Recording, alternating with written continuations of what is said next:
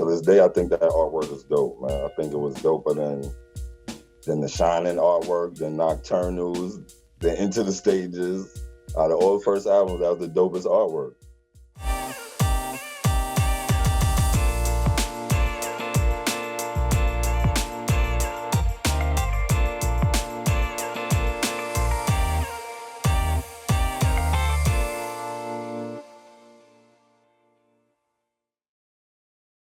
What's up, everybody? It's Soren Baker here on Unique Access Entertainment. As always, please hit that subscribe button. It's right down there. It's free. That enables us to keep coming to you guys as often as possible with as many interviews as possible. So please hit that subscribe button. It's right there. Share our content, talk about it, each one, teach one. We appreciate your guys' support. And of course, you could always hit us on that Cash App, Unique Access ENT, to show your support that way as well. Now, today for Cover Story, we have the honor and the privilege of being joined by Starang Wondah from the O.G.C, Original Gun Clappers. Thank you for coming through, sir. Give it up, give it up. What up? Yes, so we are here to for Cover Story to talk about The Storm. This is a magnificent album celebrating its 25th year anniversary. Give thanks. Yeah, it's very exciting. So for the cover, Starang, I wanted to get, did you guys have the idea of the title Storm or this concept of a storm throughout the album first? Yeah, it was kind of like, how would I say, label and group combination, man. My man Drew Ha had a lot to do with it. You know what I'm saying? We came up with the name The Storm, and he came up with this brilliant idea for the artwork. You know what I'm saying? I can't even say I had nothing to do with it or any of us. He seen something like a Mount Rushmore, you know what I mean? And he had somebody draw it or something like that. And he showed me and I was just with it as soon as I seen it. And I just seen the rough copy. And then he said he's gonna get somebody to do it. And he told me his idea and I was just in love with it from the start. So Drew Ha, he gets the props for that, man. Right, okay. So with the Mount Rushmore angle, as being that, of course, you guys had come out on Smif-N-Wessun and Fab Five and stuff, but you hadn't put out an album yet. Looking back at it, do you think it was crazy or audacious to have a Mount Rushmore of you guys without even having an album yet? Yeah, it probably was, but it was dope, man. And back then, you know what I'm saying? The people who first, they always win. You know what I'm saying? So when you come out with some dope shit first, you're the one that win, man. And everybody thought that shit was dope. So, and we ain't getting no backlash from it. Yeah, no, I think it's a great. Yeah, it's a great. Nobody never said like, "Who the fuck y'all think y'all are?" or nothing like that. So we ain't getting no backlash. So surprisingly, it was cool. Yeah. Now, do you remember any of the ideas or why? I was always trying to figure out if the light was really facing you guys or if it was behind the rock into the ocean. Did you ever think about or notice or discuss that with Drew Ha? Again, all that was Drew Ha. Okay. All of that was Drew Ha. The lighthouse, the video, the storm, everything had to go together. Okay. And when once we came up with the name The Storm, he put everything to it. Gotcha. And then also, as I was learning about you guys back then, I was always trying to figure out, especially on the cover with the O.G.C Original Gun Clappers, why have both, or why did you go with both instead of just one? What do you mean?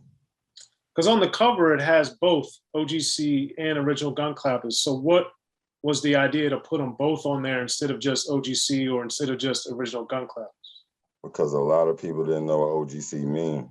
And you know, you got O.G.C, you got M.O.P, you got this and that, you know, all these. A lot of people had letters and stuff, so you got to put the Original Gun Clappers, and we want people to see the way it was spelled, like with the original and the two N's in the guns and the clappers with the Z and all that stuff. So speaking of that, I always thought it was Boot Camp Click. Of course, all you guys had very interesting, distinctive, strange spellings. So why did you guys do it that way, as well as with your names as well? But why did you guys have this different way to write? Just to be different, man. But really, we like to write like how we talk. So, you know, Buckshot and Steele and them used to be like the original criminal coming through, all that stuff. So we used to like to write stuff how we talk. Okay. I still do it to this day. So Right. I write what W-U-T. Well, you guys, So, you guys were, I guess, ahead of the curve as far as how people spell when they're texting or tweeting or whatever. right, exactly. Huh. Yeah, I always thought that was interesting too. Now, do you remember kind of the color schemes? Because like the upper left corner, the storm is kind of light bluish, and the bottom left corner is kind of like an orangish reddish. Not really color schemes. It was more like what to wear, like the rain suits. Like it was never told no colors, be green or blue or whatever. Those are just the colors, but we had to have rain suits, rain hats, stuff like that. Okay. And then no one said anything to you guys about the Mount Rushmore aspect, did it? But what did people say to you? Did they were like, man, that was dope? What were they talking about back then? Yeah, everybody thought it was dope. Everybody, rappers, civilians, everybody. Gotcha. And what about, do you remember? If they didn't like your music, they definitely gave you props for their artwork. But Yeah, it was a different era. And I remember right. too, I was up at Priority Records a lot, which is who Duck Down was distributed through at the time, and did The Storm as well. And I do remember they were always impressed with all of your guys' art and vision and videos and all that stuff. So Right. with that imagery and being consistent with it, what impact and role do you think that had as you guys built boot camp into what it is now? It had a lot to do with everything, man. It just showed that we was consistent. We always worked as one, especially those first albums though. Those first albums, The Storm, The Shining, Nocturnal, Into the Stage, everybody was always at everybody's studio sessions, everybody video shoots, everybody's everything. It was like an event every time somebody had a studio or something like that. So all that stuff had a lot to play with it. It showed how close knit, you know what I'm saying, how close we was. Right. No, absolutely. I always enjoyed it. So now looking back at the cover of The Storm, what do you think is kind of the legacy, or what does it mean to you guys and your legacy? Somebody drew me some other artwork of The Storm, man. That shit was dope. That shit still blew my mind to this day, man. So I had to look at the cover and all that stuff, and it just brought back good memories, man. But to this day, I think that artwork is dope, man. I think it was doper than the Shining artwork, the Nocturnals, the Into the Stages. Out of all the first albums, that was the dopest artwork. Rock here right now, he'll tell you, man. I don't think it was Nocturnals, but it was close. It could have been. See, I don't know. Rock is just a hard rock, you know what I'm saying? Hard guy to crack. Man. Yeah, my shit was doper than his shit, bro. Nah, it was dope.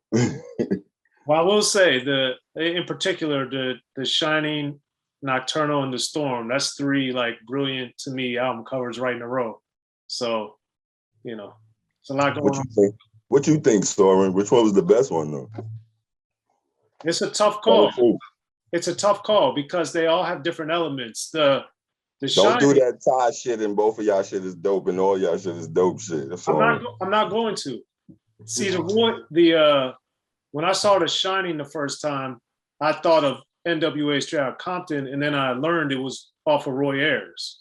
So I had already kind of imagined that cover before, so that didn't hit me as hard as Nocturnal and The Storm. And Nocturnal, I liked the fact that it really, both of your guys, Nocturnal and The Storm, I liked it that it was the extra element of the imagery really tying into the picture, because that doesn't always necessarily happen in covers. Right. So it is one of those two. It's hard to say because with Nocturnal, you got this stuff in the background. People are in the trees. They're hanging up. Hurt my feelings if you say Nocturnal, Soren. No, I'm just saying. They're both, I would say, incredible. They're both incredible. I'll say that. I'll say that. Rock says thanks. It is a hard decision. It's a hard one. It's hard because The Storm, again, I thought it was kind of audacious, but I also loved it that you guys had the Mount Rushmore on the first album. Can I just say one thing about that? What? Yes. Back back then people wasn't talking all of that Mount Rushmore shit as it compares to hip hop. You know, nobody was talking about the Mount Rushmore of anything in hip hop back then. So when we put out the Storm album cover, I didn't even think of Mount Rushmore. I just thought of a fucking mountain with my niggas' faces on it, and the shit looked beautiful. That's all I thought. You know what I mean? Right. Yeah.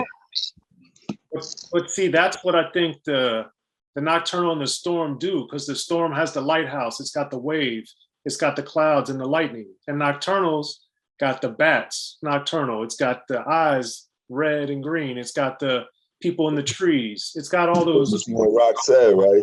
You said when we put out that album, that's like when I was telling you. So we put out those albums, man. Like I put out Nocturnal too, man. He put out the Storm. We put out them Shining albums and shit, man. That's how close niggas was, man. Yeah, it's a testament though, because they're very ingenious and brilliant. And it's also one thing, if Drew Ha comes up with an idea, you guys could have also just shot it down, and you didn't. So we shot that dirt idea down.